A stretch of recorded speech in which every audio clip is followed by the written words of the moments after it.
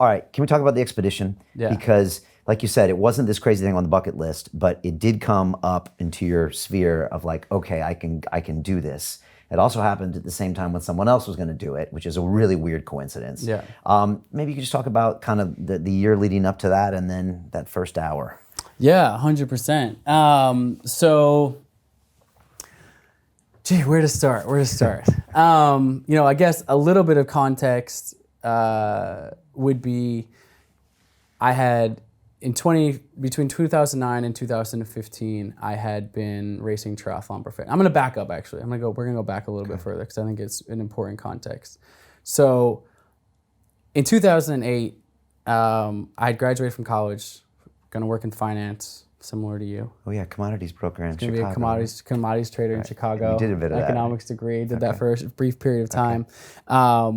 But I had always also dreamed of seeing a bit of the world. I kind of had this adventurous spirit inside of me. Had no money when I was a kid growing up, but always was like, someday I want to see the world and have some adventures, which I think is probably, it's like backing up here because it's derivative of like these big adventures that I've ultimately had in my life. I had no idea I was going to get there, but I painted houses when I was a kid, like every summer, and every summer I'd sock away like $1,000 and be like, when I graduate from college, I'm going to have this kind of like piggy bank of a few $1,000s and I'm going to go see the world. And ultimately graduated from college and had about $10,000 saved up, and I was like, I'm gonna travel for as long as I can, backpack, surfboard, youth hostels, hitchhiking, whatever that might be. It was an extraordinary experience, living life on as cheap as I possibly could, sleeping on floors and hitchhiking and whatnot, but really experiencing the world outside the United States for the first time. Amazing experience, Fiji, Australia, New Zealand, a bunch of places. Ultimately ended up in Thailand, and kind of tragedy really befell me there. I was being a foolish 22-year-old kid, and I decided to jump a flaming jump rope. And on your own, or they were doing it? Like on a big right. Jump rope. Which is like a thing there, right? Yeah, it is. It is. You can Google it. You can see all these crazy, drunk tourists doing this. And, I believe it or not, most of that trip I was drinking and partying, but actually that night I was sober, thank God, probably saved my life. But the rope wrapped around my legs, splattered kerosene the length of my body. I tripped on it and ultimately lit my body completely on fire to my neck. And I jumped in the ocean to extinguish the flames, which ultimately saved my life, but not before about 25% of my body was severely burned.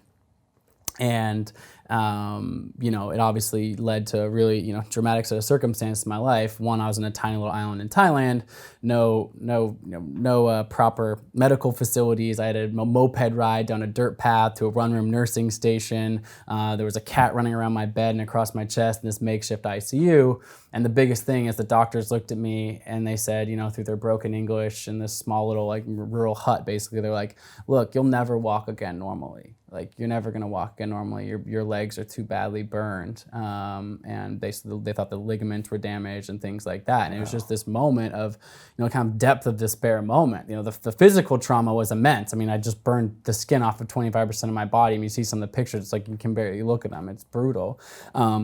But more important, how do you deal with the pain at that point? You have salt water in your wounds as well. Yeah, salt water in the wounds. I mean, it's just the physical pain is extraordinary.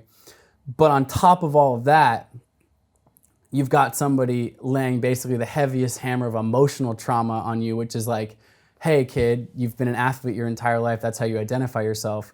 Well, forget that for now. You're never gonna walk again normally. And so just the emotional weight of that, like I'll never forget about that, and just the downward spiral, just the immediate downward spiral of negativity. And we were talking a lot about mindset here, of just negativity. Mine was like, my life as I know it's over. Who am I without, the ability to walk? Like all these sorts of things. And then just screaming, pain on my legs. And kind of the heroine of the story is my mother. And this will somehow full circle well to get back to Antarctica. But to me, this is just such a transitional moment in my life, really dictate a lot of things that happened to me in the future after that, which is my mother came to my bedside and she said, Colin, your life is not over. And, I give a lot of credit to my mother. She's extraordinary, but instead of her kind of wallowing in her own stars, her own fear, here's just a mother on the other side of the world seeing her kid in this entirely, no one would blame her for being freaked out. And, she admits now that she was. But she never showed me that fear. Instead, she came into my hospital room every single day with this smile on her face and this air of positivity, being like, Colin, let's dream about the future. What do you want to do when you get over? You're 22 years old. Like, you've got a whole life in front of you. Like, dream, like anything. What is it? Close your eyes, visualize something. And at first I was like, what are you talking about, Mom? Like, life as I know it's over. But sure enough, I closed my eyes and I pictured myself crossing the finish line of a triathlon, which is not something I'd ever done before in my life, but it was just this in my mind of, an able-bodied, strong, fit person being able to do. And I opened my eyes and said, Mom, one day I'm gonna race a triathlon. And instead of her being like, hey, I said set a goal, but like, I mean, maybe something a little more in the realm of realistic, she was like, cool, like, let's do it. So for the next, 3 months in the hospital, didn't take a single step. I was training and I was flown back to the United States. I was carried on and off the plane, placed in a wheelchair when I got home back to Portland, Oregon. I'm in this wheelchair. My mom takes a chair from our kitchen table and placed it one step in front of my wheelchair. She goes, all right, you haven't taken a step in 3 months. Like today's the day you're gonna take your very first step. Like figure out how to get out of your wheelchair and take one step in the chair in front of you. And that was literally the first step on the road to recovery. Long story short, 18 months after being burned in this fire in Thailand, I moved to Chicago, take a job in commodities trading, but honor this goal of racing this triathlon. I'd gotten back on my feet, able to kind of walk around and move around enough, train for this triathlon at this local gym, and race the Chicago Triathlon, an Olympic distance triathlon. And I finished the race, kind of honoring this goal for myself. But to my complete and utter surprise, I hadn't actually just finished the race, but I actually won the entire Chicago Triathlon, placing first out of 4,000 or 5,000 other participants on the day. And it was just this bizarre moment in my life, but that's ultimately, this was in 2009, so it's over 10 years ago now. It dictated everything that's come next. That of course, culminates in what I most recently did in Antarctica, which is this moment where I didn't sit there and pat myself on the back and say like, wow, Colin, like you're a superhuman athlete, you're awesome, like so cool. It was the opposite of that. It was my mind. I immediately went back to the Thai hospital wondering what would have happened had my mom not forced me to set a measurable goal and look towards the future.